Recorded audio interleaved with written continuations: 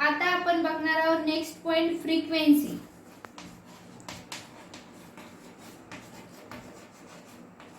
Frequency काय असते? एका सेकंदात पूर्ण होणाऱ्या एकूण सायकलच्या संख्येस फ्रिक्वेन्सी असे म्हणतात. एका सेकंदात जेवढ्या सायकल पूर्ण होतात त्याला काय म्हणतो आपण? फ्रिक्वेन्सी. फ्रिक्वेन्सीची सांकेतिक खूण नेहमी एफ असते. एफ म्हणजेच काय? फ्रिक्वेन्सी. एफ म्हणजेच काय असते? फ्रिक्वेन्सी असून त्याचे एकक सायकल पर सेकंद किंवा हर्ट्ज. हर्ट्ज म्हणजेच एच. आपण फ्रिक्वेन्सी नेहमी हर्ट्ज मध्ये डिनोट करतो, हे लक्षात ठेवायचे. एका सेकंदाला 4 सायकल पूर्ण होतात, त्यामुळे आपण या तयार होणाऱ्या वेव्हची फ्रिक्वेन्सी 4 हर्ट्ज असे समजतो. जर एका सेकंदात 4 सायकल पूर्ण झाल्या तर समजून घ्यायचे की त्याची फ्रिक्वेन्सी 4 हर्ट्ज आहे. ज्याप्रमाणे आपण घरामध्ये 240 व्होल्ट, घरामध्ये आपण 240 व्होल्ट व्होल्टेज सप्लाय एसी हा येत असतो आपल्या घरात, करंट वापरतो व त्याची फ्रिक्वेन्सी ही नेहमी 50 हर्ट्ज असते. आपल्या घरात जो एसी सप्लाय येतो त्याचा व्होल्टेज असतो 240 व्होल्ट एसी आणि फ्रिक्वेन्सी नेहमी 50 हर्ट्ज असते. ही फ्रिक्वेन्सी कधीच चेंज होत नाही. Frequency as it is constant असते. आपल्या भारतामध्ये फ्रिक्वेन्सी ही 50 हर्ट्ज आहे आणि अमेरिकेमध्ये 60 हर्ट्ज आहेत. त्यानंतर आपण बघणार आहोत नेक्स्ट पॉइंट, इन्स्टंटेनियस व्हॅल्यू म्हणजे क्षणिक किंमत. म्हणजे क्षणिक किंमत म्हणजे क्षणाची किंमत आपल्याला समजून घ्यायची. आता इन्स्टंटेनियस व्हॅल्यू.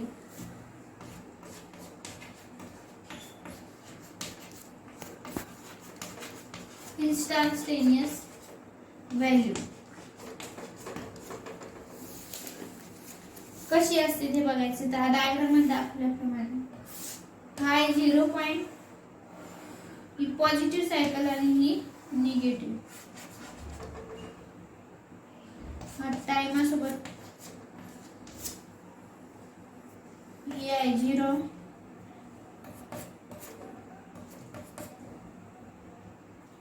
2.5 आणि 5 आणि 10.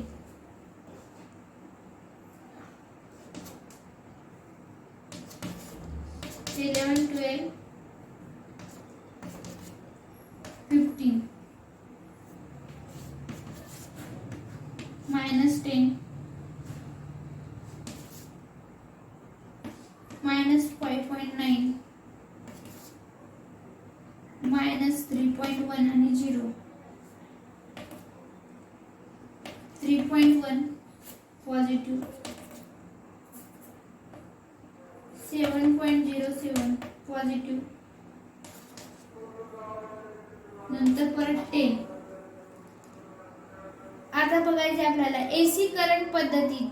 एसी करंट पद्धतीत काय होते? व्होल्टेज अथवा करंटच्या कोणत्याही क्षणी मोजलेल्या किमतीस आपण काय म्हणतो? क्षणिक किंमत असे म्हणतो, किंवा एका मागून एक येणाऱ्या अशा ठराविक क्वांटिटीच्या किमतीला इन्स्टंटेनियस किंमत असे म्हणतात. ही आहे साइन वेव्ह. साइन वेव्ह मध्ये व्होल्टेज निर्माण होणाऱ्या इन्स्टंटेनियस किमती पुढील प्रमाणे आहेत. हे आपण आकृतीमध्ये दर्शवलेली आहे. 3.1 व्होल्टेजला 1 म्यू एस, तर त्याला व्होल्टेज किती लागते? 7.07. त्याच्यानंतर 2.5 म्यू एस 10 व्होल्टेजला 5 म्यू एस, 0 व्होल्टेजला 10 म्यू एस इथं दिलेलंच आहे. आणि 3.1 व्होल्टेजला आपण 11 म्यू एस दाखवलेलं आहे. असे इन्स्टंटेनियस किमती असतात. एसी व्होल्टेज आणि करंट व्हॅल्यू. त्याच्यानंतर आपल्याला पाहिजे एसी व्होल्टेज आणि करंट व्हॅल्यू. साइन वेव्हच्या किमती ह्या नेहमी व्होल्टेज व कंडक्टरच्या स्वरूपात नेहमी बदलत असतात. प्रत्येक क्षणाला साइन वेव्हच्या किमती ह्या वेगवेगळ्या प्रकारच्या असतात, हे सर्वांना माहिती आहे. साइन वेव्हच्या किमती ह्या नेहमी बदलतात. त्याच्यानंतर आपल्याला पॉइंट बघायचा आहे पीक किंमत किंवा जास्तीत जास्त किंमत. पीक व्हॅल्यू किंवा आपल्याला बघायचे जास्तीत जास्त किंमत. प्रत्येक एसी करंट हा साइन वेव्हच्या स्वरूपात पुष्कळ अशा इन्स्टंटेनियस किमती बनलेला असतो. ही किंमत प्रत्येक क्षणाला बदलणारी असते. मध्य अक्षाची वरती व खाली अशा ठराविक जास्तीत जास्त किमतीला मिळणाऱ्या वेव्हच्या किमतीला पीक किंमत किंवा मॅक्झिमम किंमत असे म्हणतात. साइन वेव्ह ही जास्तीत जास्त अशा व्होल्टेज किंवा कंडक्टरच्या किमतीला पीक किंमत मिळते. दोन समान पीक किमती हे प्रत्येक एका सायकलला मिळते. पीक व ते पीक किंमत आपल्याला बघायचे. पीक व पीक किंमत आपण काढणार आहोत साइन वेव्ह.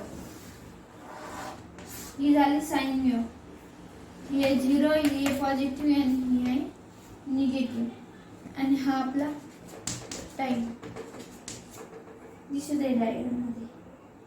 आणि ही पॉझिटिव्ह ते निगेटिव्ह ही असते पीक व्हॅल्यू.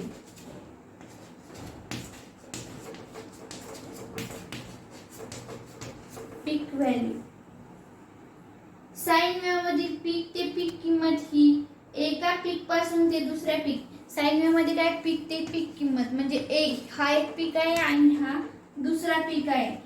एका पीक पासून ते दुसऱ्या पीक पर्यंतच्या अशा सर्व किमतींशी संबंधित असते. साइन वेव्ह ही या पीक पॉइंट पासून या पीक पॉइंट मध्ये जेवढ्याही व्हॅल्यू येतात तेवढ्या व्हॅल्यूशी निगडित असते. त्याच्यानंतर बघायचे आपल्याला आरएमएस व्हॅल्यू. नंतरचा पॉइंट आहे RMS value. R M S value म्हणजे त्याला आपण असं लिहू शकतो आरएमएस व्हॅल्यू. एखाद्या रेजिस्टन्स मधून विशिष्ट वेळ डीसी करंट पाठवल्यास. आता समजा एखादा रेजिस्टन्स आहे आणि त्यामधून आपण प्रत्येक वेळी म्हणजे विशिष्ट वेळी वेगवेगळ्या वेळी आपण काय केलं की डीसी करंट पाठवल्यास त्या रेजिस्टन्स मध्ये जेवढी उष्णता निर्माण होते तेवढीच उष्णता त्याच रेजिस्टन्स मध्ये तेवढ्याच वेळात निर्माण करण्यासाठी लागणाऱ्या करंटच्या किमतीस काय म्हणतो आपण आरएमएस व्हॅल्यू असे म्हणतो. आरएमएस किमतीचा परिणाम बघायचा आपल्याला. या आहे साइन वेव्ह.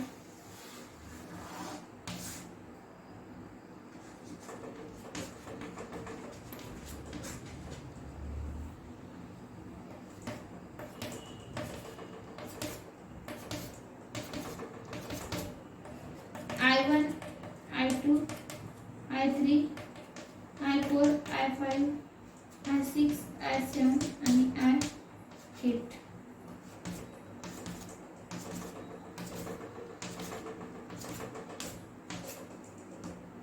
आता हे सर्व I11, I12, I13, I14, I15, I16 आणि I20, I19. एखाद्या सारख्या सर्किट मधून एकाच वेळी वाहणाऱ्या बदलत्या करंट मध्ये तापमानाचा परिणाम तसेच स्पेसिफिक किमतीचा परिणाम यावर आपली आरएमएस व्हॅल्यू अवलंबून नसते किंवा परिणाम करत असते. दुसऱ्या शब्दात सांगायचे म्हणजे एसी करंटची इफेक्टिव्ह किंमत ही एम्पियर असते. एसी करंटची इफेक्टिव्ह किंमत नेहमी काय असते एम्पियर असते. जर ती निर्माण होणाऱ्या एम्पियर इतकी उष्णता तेवढ्याच दराने निर्माण करते त्यावेळी वाहणाऱ्या करंटचा कालावधी तसेच रेजिस्टन्स हा सारखा असतो. एसी करंट मधील वाहणारा करंट किंवा व्होल्टेज याची इफेक्टिव्ह किंमत ही नेहमी रूट मेन स्क्वेअर म्हणजे आरएमएस ही किंमत असते. इन्स्टंटेनियस किंमत ही बिनचूक काढण्यासाठी या पद्धतीचा उपयोग केला जातो. आरएमएस किंमत ही खालील पद्धतीने काढता येते.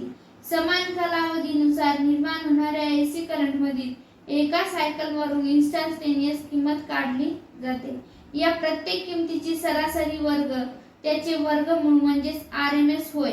या किमती वर्गामध्ये घेतल्या जातात कारण उष्णतेचे परिणाम हे कंडक्टरच्या तसेच व्होल्टेजच्या स्वरूपात वाढत असते. या पद्धतीचा वापर केल्यानंतर असे सिद्ध होते की इफेक्टिव्ह किंमत ही नेहमी साइन वेव्ह मधून वाहणाऱ्या समान म्हणजेच 0.707 असते. ही पीक किंमत असते. ही नेहमी पीक किंमत असते. ही नेहमी कॉन्स्टंट असते. साइन वेव्ह मधील इफेक्टिव्ह किंमत मोजण्याचे सोपे समीकरण आता साइन वेव्ह मधील आपल्याला इफेक्टिव्ह किमती मोजायची आहे. तर VRMS व्होल्टेज साठी आपण नेहमी 0.707 व्होल्टेज एवढी घेतो RMS व्हॅल्यू. आणि करंट साठी IRMS is equals to 0.707 ampere. वरील समीकरणामध्ये m हा जास्तीची म्हणजेच काय मॅक्झिमम किंमत दर्शवतो. m काय हा मॅक्झिमम किंमत दर्शवतो. एका हाफ सायकलची सरासरी किंमत माहिती असणे जरुरी आहे. एक जी हाफ सायकल आहे त्याची किंमत आपल्याला काय माहिती असणे जरुरी आहे, म्हणून आपण ही किंमत ठरवून घेतो. ही किंमत ठराविक असते, ही चेंज होत नाही. AC व्होल्टेज अगर करंटच्या अर्ध्या सायकल मधील सर्वाधिक क्षणिक किमतीच्या सरासरीला सरासरी किंमत असे म्हणतो. AC व्होल्टेज अगर करंट अर्ध्या सायकल मधील सर्वाधिक क्षणिक किमतीच्या सरासरीला आपण काय म्हणतो सरासरी किंमत. म्हणजेच व्होल्टेज साठी V average is equal to 0.637 Vm आणि करंट साठी I average is equal to 0.63 IM. m हा नेहमी मॅक्झिमम किंमत दर्शवतो. वरील समीकरणामध्ये AV काय आहे? AV म्हणजेच काय ॲव्हरेज म्हणजेच काय सरासरी किंमत आणि m म्हणजेच काय मॅक्झिमम किंमत हे दर्शवतो.